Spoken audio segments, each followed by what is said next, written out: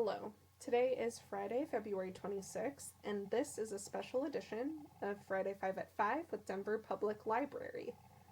My name is Lainey. I'm a librarian at DPL's Central Library, and in 15 minutes or less, we'll have you up to speed on 5 new titles we can't wait for you to read or listen to. Our focus this episode, Black Voices, in honor of Black History Month. Just 2 days left to participate in Winter of Reading 2021. Sign up online and get your 5 required activities squared away, including attending any one of our virtual events, like this one, at denverlibrary.org/winterofreading, link below. Then come pick up a prize at any one of our branches during curbside pickup hours. Now on to this month's titles. At number 1, we have the final revival of Opal and Nev by DAWNIE Walton, print book currently on order. This one hits shelves March 30th, so keep an eye out for e-editions next month. A kaleidoscopic fictional oral history of a beloved rock and roll duo that shot to fame in 1970s New York, and the dark, fraught secret that lies at the peak of their stardom. Walton's exhilarating debut is a thrill ride into Afro-punk, complete with a central character so unforgettable, you'll almost believe you've heard her name before. Opal is a fiercely independent young woman, pushing against the grain in her style and attitude, a black punk artist ahead of her time. Despite her unconventional looks, Opal believes she can be a star. When aspiring British singer-songwriter Neville Charles discovers her one night, she takes him up on his offer to make rock music together. However, when a rival band uses a Confederate flag to promote their music, Opal's protest costs her her career. Decades later, journalist S. Sonny Shelton sets out to chronicle the duo's rise and fall and their potential reunion, but when disturbing allegations come to light, she realizes there is more to Opal's story than anyone knows. If you liked Daisy Jones and the Six by Taylor Jenkins Reid, or The Magic Strings of Frankie Presto by MYCHAL, pick this one up.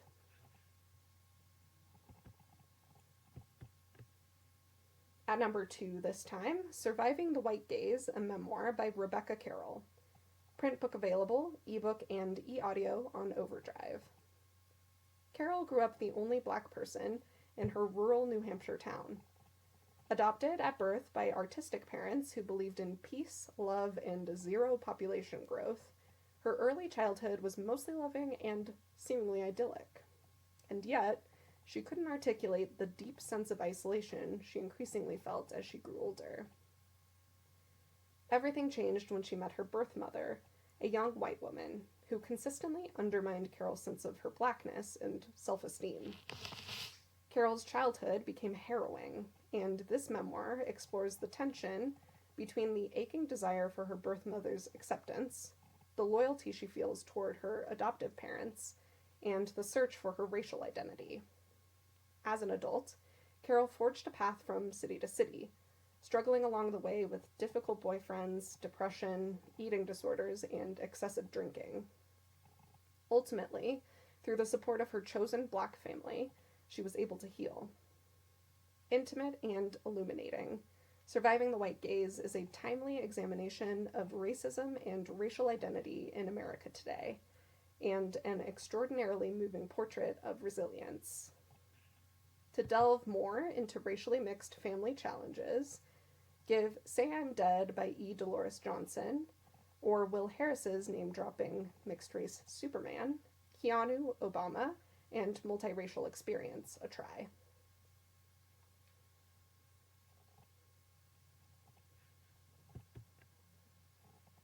Next is Ida B. the Queen, The Extraordinary Life and Legacy of Ida B. Wells by Michelle Duster.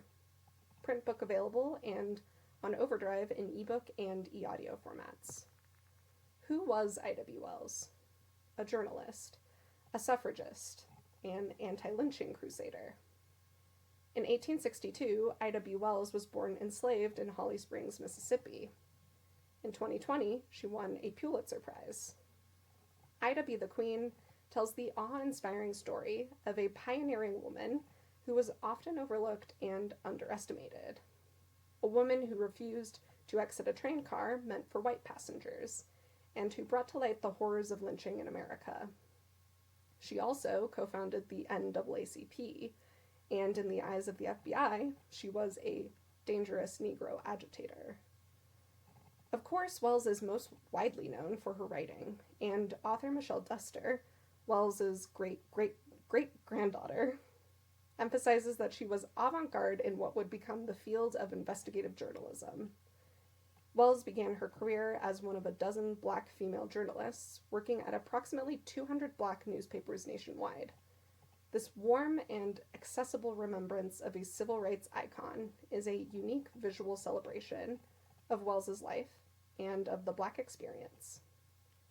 For more in this vein, check out Martha Jones's Vanguard or the collection In Her Footsteps.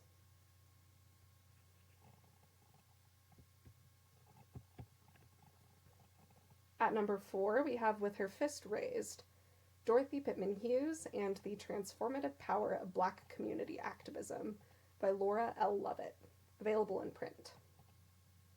When someone mentions Ms. Magazine, a picture of Gloria Steinem may come to mind.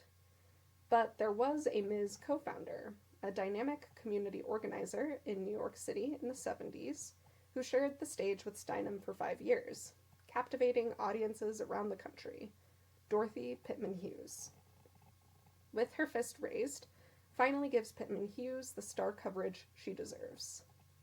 With expert research by Lovett, an associate professor of history at the University of Pittsburgh, who specializes in 20th century U.S. women's history, the book includes Pitman Hughes's own account of her life, detailing all she did to advance the rights of all women, like creating the first shelter for battered women in New York, working as a community organizer, and educating people across the country on race, childcare, and feminism.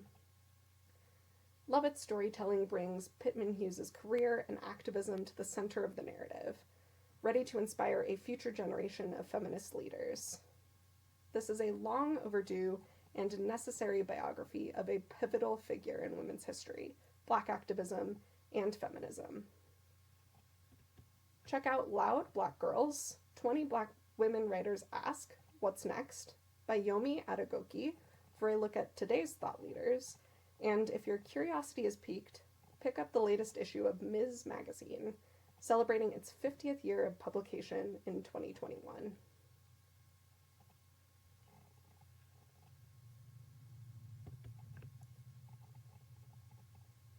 In Search of the Color Purple, the story of Alice Walker's masterpiece, by SALAMISHAH TILLET, is our 5th title today, available in print. Here, Tillett blends Alice Walker's biography and the history of her famous novel with memoir, cultural criticism, and accounts of the book's impact on the author herself and others. The Color Purple, which won Walker a Pulitzer Prize in 1983, was heavily influenced by her own family. Tillett tracks Walker's life from her activism work with Howard Zinn, author of A People's History of the United States, in college, to her championing of Zora Neale Hurston, to her friendship with Gloria Steinem and employment at Ms. Magazine. Yes, another Ms. alum. In Search of the Color Purple then follows Walker from the publication of the novel to the release of the 1985 film starring Oprah Winfrey and Whoopi Goldberg, an ahead-of-its-time adaptation that sparked some outrage, to both versions of the Broadway musical. What comes through most in Tillett's book is that the reception of The Color Purple in its various iterations overshadowed the work itself. As so many of the prominent critical voices in Black American letters have been forced to turn their attention to picket signs, boycotts, Oscar campaigns, and talk shows, rather than the novel itself.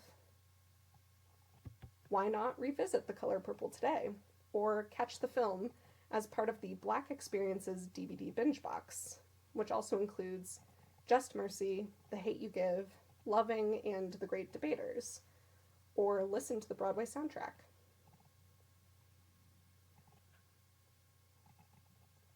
Plus, in case you missed it, check out Stakes is High, Life After the American Dream by MYCHAL DENZEL Smith, available in print and on Overdrive as an ebook and e-audiobook.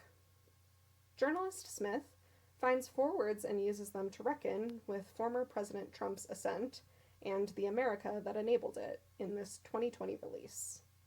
Those keywords: delusion, justice, accountability, and freedom, name and organize the 4 short essays that fill out most of the book's length. A forethought and an afterthought frame the 4 chapters, with reflections on the way Smith came to the work, the way the project affected him, and what he allows himself to hope for at its conclusion. Smith offers readers a clear-eyed and down-to-earth analysis of the broken foundation of the American dream and how our culture can transcend it. Plus, a bit of trivia.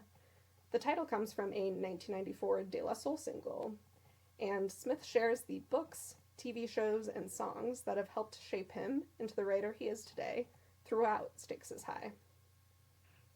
Fans of Ta-Nehisi Coates' We Were 8 Years in Power, or Doing Justice by Preet Bharara, will find much to like here.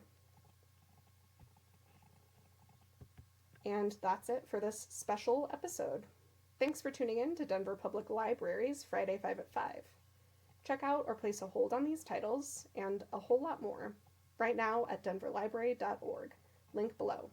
And be sure to tune in next month for a whole new batch of recommended reads.